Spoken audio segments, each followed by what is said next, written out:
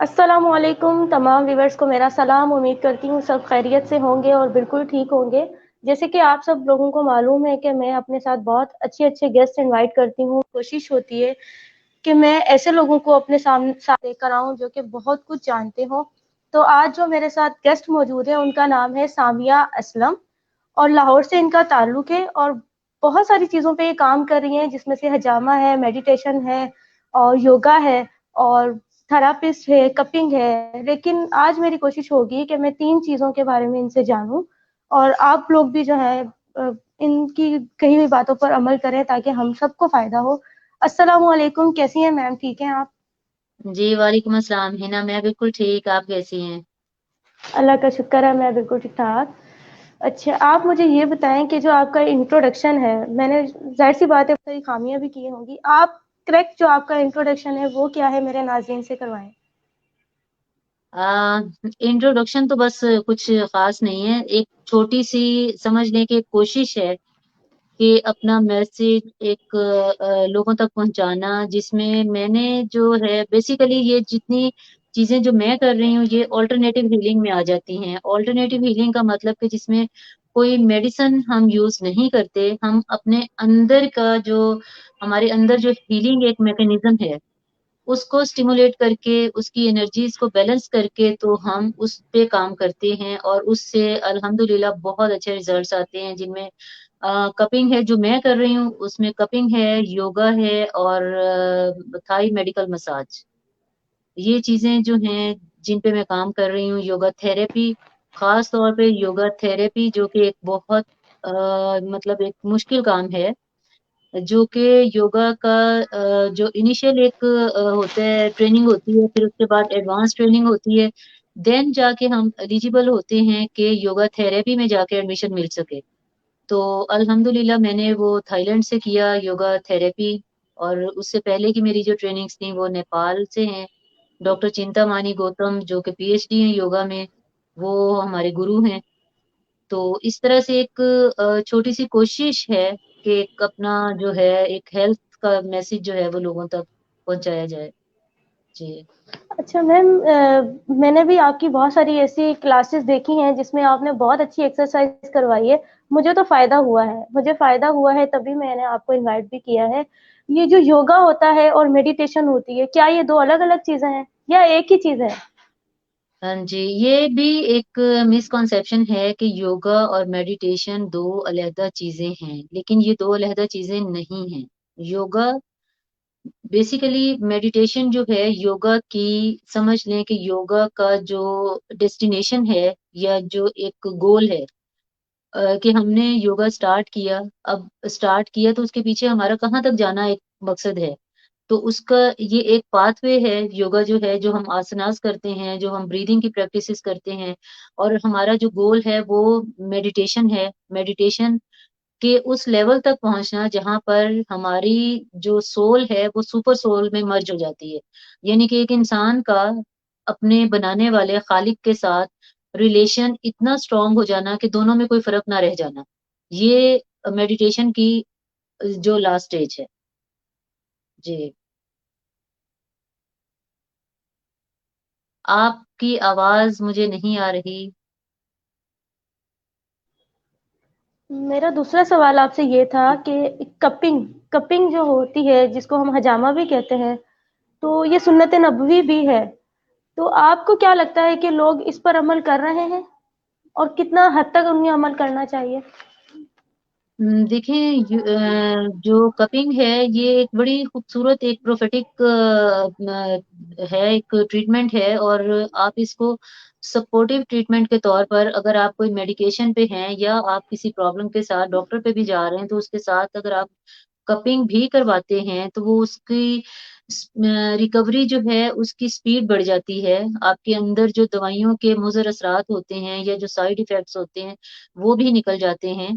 तो इसलिए हिजामा बज़ाते खुद मुझे तो जो मतलब मैंने किस तरह से इसको स्टार्ट किया कि मैंने भी अपने वेल बीइंग के लिए ही करवाया था फर्स्ट टाइम, और एक सुन्नत समझकर। बट उससे मुझे इतना फ़ायदा हुआ कि फिर मेरा दिल किया कि मैं इसको सीखूँ और फिर मैं इसको लोगों को करूँ। हालाँकि वो सीखने का फ़ायदा मुझे कुछ नहीं हो, क्योंकि मैं खुद तो अपना कर नहीं सकती, तो इसलिए सिर्फ ये है कि मैं दूसरों को कर सकती हूँ।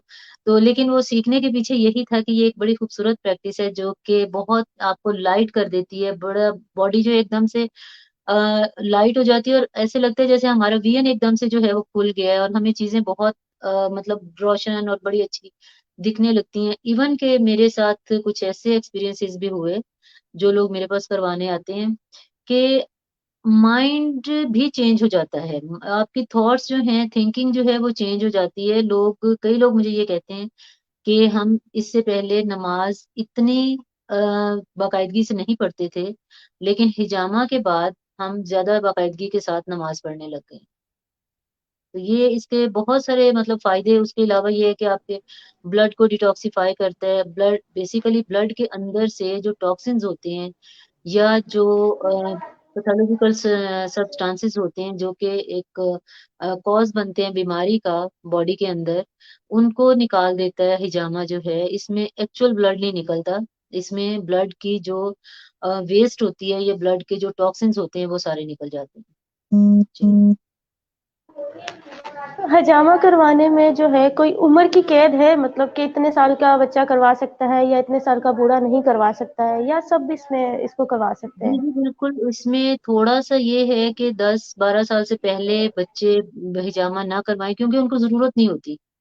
ब्लड के अंदर टॉक्सिन्स तभी बनना शुरू होते हैं जब एक तो ये कि बच्चे अडल्ट हो जाते हैं जब, और दूसरा ये होता है कि जब हम अपनी लाइफ में प्रैक्टिकल लाइफ में आते हैं या हम अपने इर्द-गिर्द मतलब चीज़ों को जो सोसाइटी कंडीशनिंग करती है और जिस तरह से फिर ये होता है कि जब हम नेगेटिव सोचना शुरू होते हैं, नेगेटिव करना शुरू होते हैं, तो ब्लड जो है वो उसमें टॉक्सिन्स बनना शुरू हो जाते हैं, उसमें पॉइज़न बनना शुरू हो जाता है।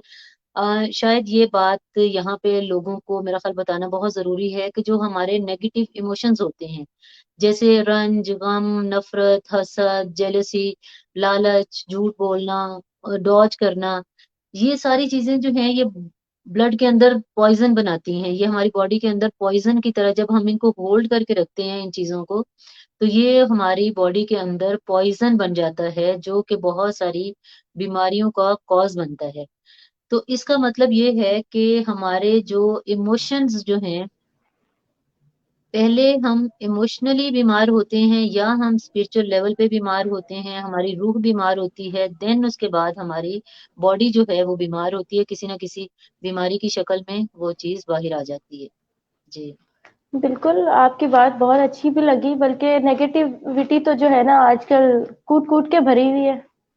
तो बिल्कुल। वो नेगेटिविटी या तो बंदा अपने दिमाग से खत्म कर सकता है या फिर हजामा भी करवाए, मेडिटेशन या योगा, इस तरह की हम लोगों को चीज़ों में आना चाहिए ताकि जो है हमारी बीमारियाँ भी खत्म हो और हम एक्टिव फील करें। जिस बिल्कुल। तरीके से हम अपने घर को सँवारते हैं, इसी तरीके से जिस्म और रूह को सँवारना भी बहुत ज़रूरी है। आपकी बात बहुत अच्छी लगी। बाकी ये जो थाई मसाज है, आपने ये भी किया हुआ है, तो थाई मसाज क्या चीज़ है? क्यों करवाना चाहिए? इसकी जी। थोड़ी-सी डेफिनेशन बताएँ। अच्छा, एक तो होता है मसाज, सिंपल रिलैक्सिंग मसाज होता है जिसमें आपकी बॉडी रिलैक्स हो जाती है। आपको कोई प्रॉब्लम नहीं है, लेकिन आप मसाज करवाते हैं, उससे आपकी बॉडी रिलैक्स हो जाती है। मसाज के बहुत सारे बेनिफिट्स हैं जिसमें ब्लड की सर्कुलेशन बेहतर हो जाती है।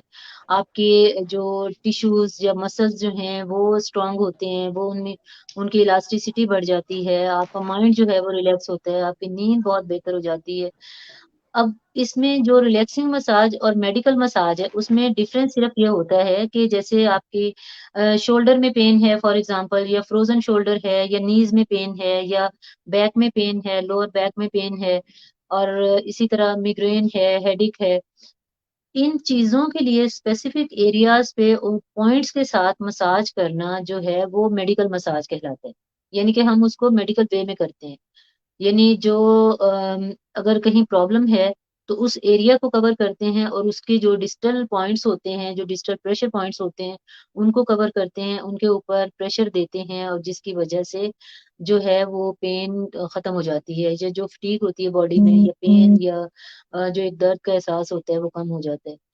तो ये एक बड़ी खूबसूरत एक समझने की एक रेमेडी है जिसमें कोई मेडिसिन नहीं है, कोई कुछ नहीं है, लेकिन ये बहुत सारी हमारी चीज़ों को हील करती है। बेसिकली अगर हिना मैं आपको बताऊँ तो हमारी हीलिंग का जो सारा प्रोसेस है वो हमारी बॉडी के अंदर ही होता है। बॉडी के अंदर ऐसे केमिकल्स बनते हैं जो कि हमें हील करते हैं।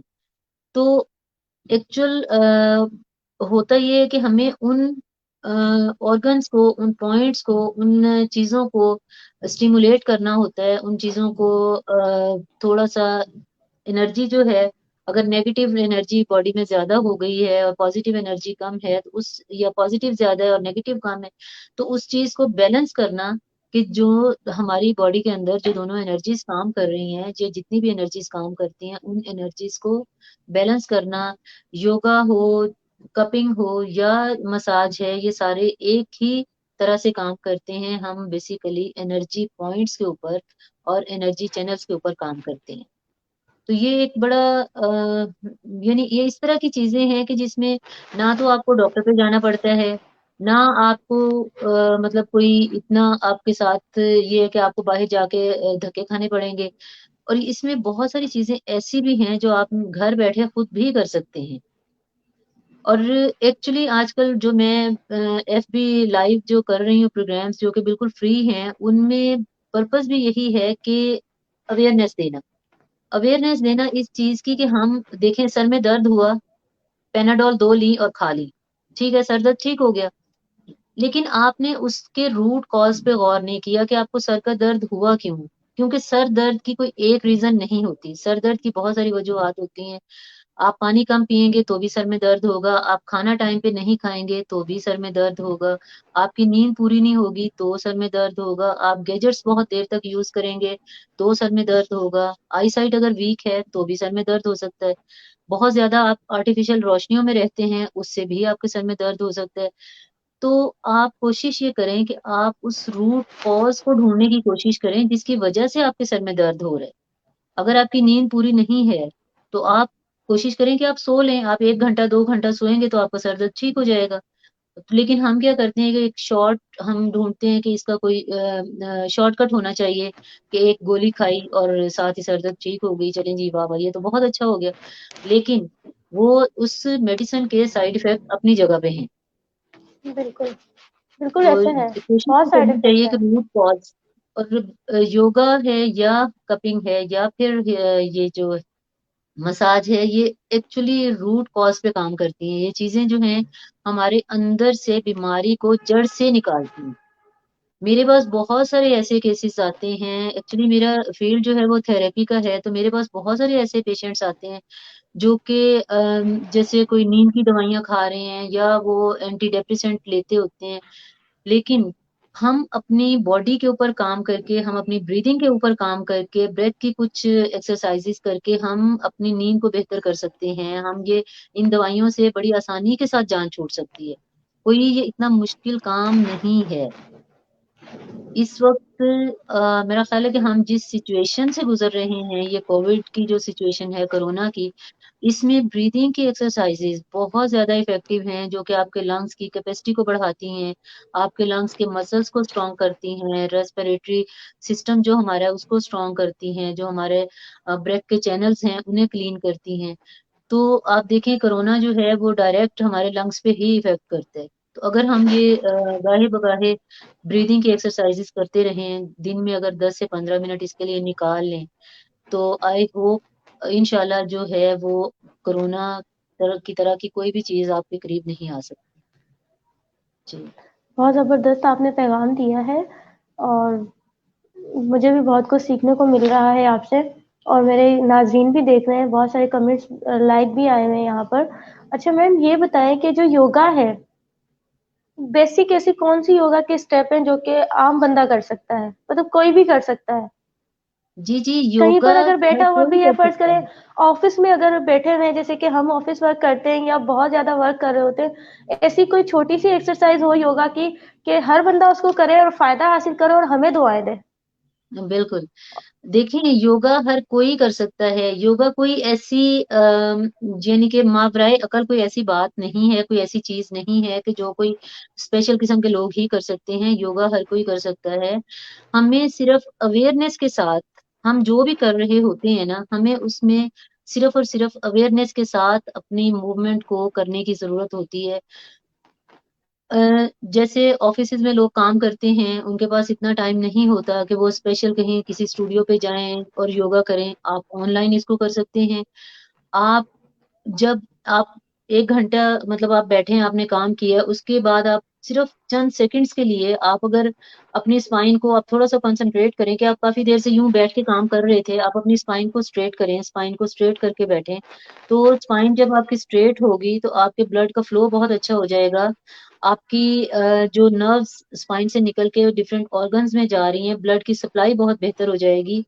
उसके अलावा आप कर सकते हैं, आप अपने शोल्डर्स को बैकवर्ड रोल करके अपने हाथों को आपने इस तरह से इंटरलेस किया बैक पे यूं, और शोल्डर्स को रोल करके आपने ये स्पाइन के लिए और बैक पेन के लिए बहुत अच्छी एक्सरसाइज है। इससे ये होगा कि आपकी ये देखें फ्रंट पूरा ओपन होगा, आपके जो रिब्स हैं ओपन होंगी, लंग्स की कैपेसिटी बढ़ जाएगी, लंग्स में ज्यादा एयर जाएगी और ज्यादा ऑक्सीजन जाएगी बॉडी के अंदर। फिर आप आपने ये किया और आपने इस तरह से आर्म्स को लिफ्ट करना है, ठीक है। फिर आप बैठे बैठे लंबे सांस ले सकते हैं। आप 5 to 10 ब्रेथ जो है वो इनहेल आप करें नॉस्ट्रिल से, then throat, chest, upper abdomen, lower abdomen, यहाँ तक आपने सांस को लेके जाना है। और फिर आपने लंबा एक्सेल करना है। देखें जब आप लंबा इनहेल करेंगे, डीप इनहेल करेंगे, ज्यादा सफिशिएंट ऑक्सीजन आपके अंदर जाएगी और ऑक्सीजन पूरी बॉडी में ब्लड के साथ सर्कुलेट करेगी। आपकी एंजाइटी का लेवल कम हो जाएगा, आपकी जो ब्रेन को ज्यादा ऑक्सीजन मिलेगी, ज्यादा आपकी मेमोरी अच्छी होगी और आपकी जो काम करने की कैपेसिटी है वो बढ़ जाएगी। इसी तरह से जब आपने एक्सेल किया, डीप एक्सेल आप करेंगे, सांस को बाहर निकालेंगे, उससे ये होगा कि पूरा जब आपने एक्सेल किया तो अंदर से जितने टॉक्सिन्स होंगे, आपकी बॉडी के जितने अंदर टॉक्सिन्स हैं वो सारे आपके सांस के रास्ते बाहर निकल जाएंगे। ये बहुत सिंपल सिंपल सी चीजें हैं जिनको आप बड़ी आसानी से कर सकते हैं। आप अगर चेयर से खड़े हुए और आपने इस तरह से इंटरलेस किया फिंगर्स को और आपने पूरी बॉडी को एक दफा खड़े होके यूं स्ट्रेच करना है ऊपर की तरफ। टोस पे बेशक आप टोस पे आ जाएं, टोस पे आके अपनी पूरी बॉडी को एक दफा स्ट्रेच करेंगे। उससे ये होगा कि आपकी बॉडी के अंदर बैठे बैठे जो जहां जहां कहीं कोई एनर्जी ब्लॉक हो जाती है वो ब्लॉकेजेस खुल जाएंगी और आपकी एनर्जी का फ्लो जो है पूरी बॉडी में बहुत बेहतर हो जाएगा। इस तरह बहुत छोटे छोटे मूव्स हैं, आप आराम से आसानी से चेयर पे बैठे हुए भी कर सकते हैं। आप चलते फिरते भी कर सकते हैं।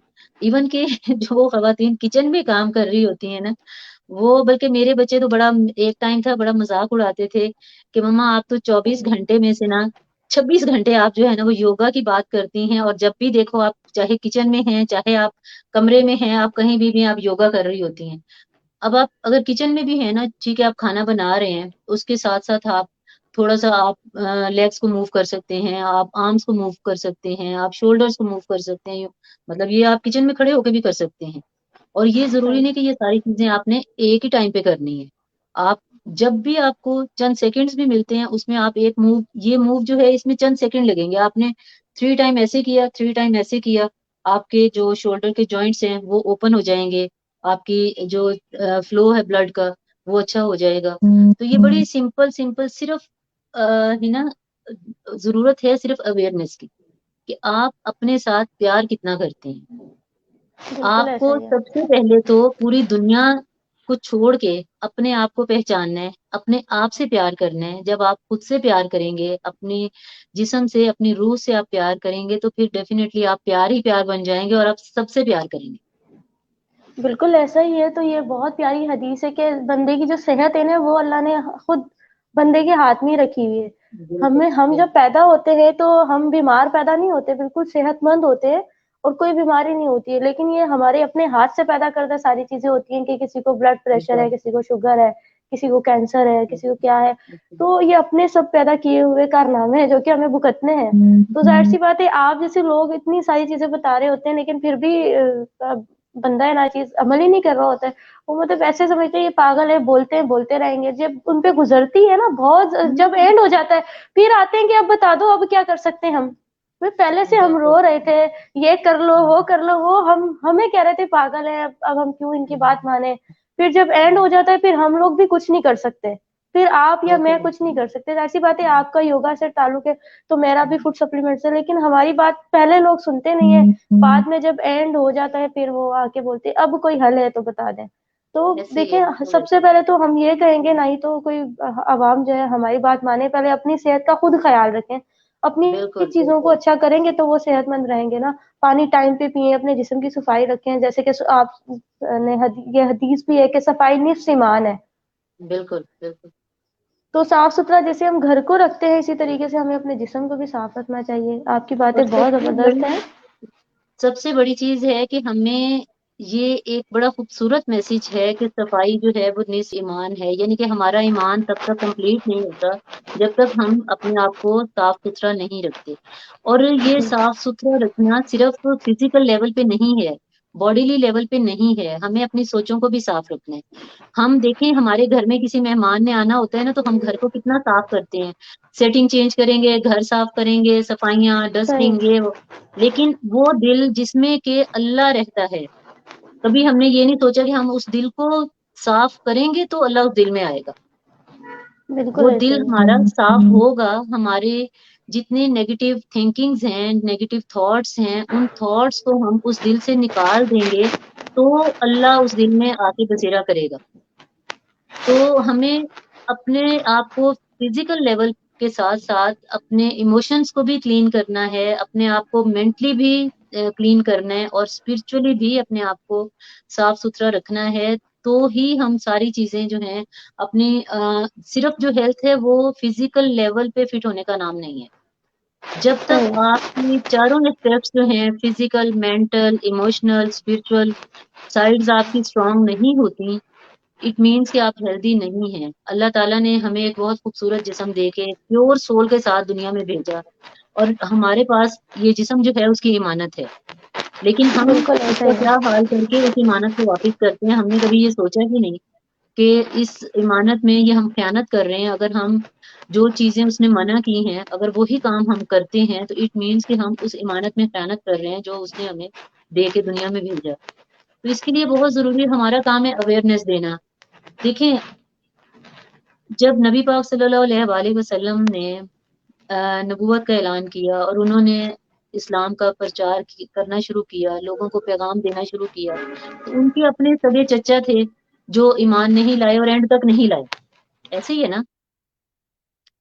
तो तब भी उन्हें अल्लाह ताला ने भी यही कहा था कि आप अपना पैगाम देते रहो, इस पे रंजीदा ना हो या इस पे दिल गिरफ्ता ना हो कि कोई इस तरफ आ रहा है या नहीं आ रहा।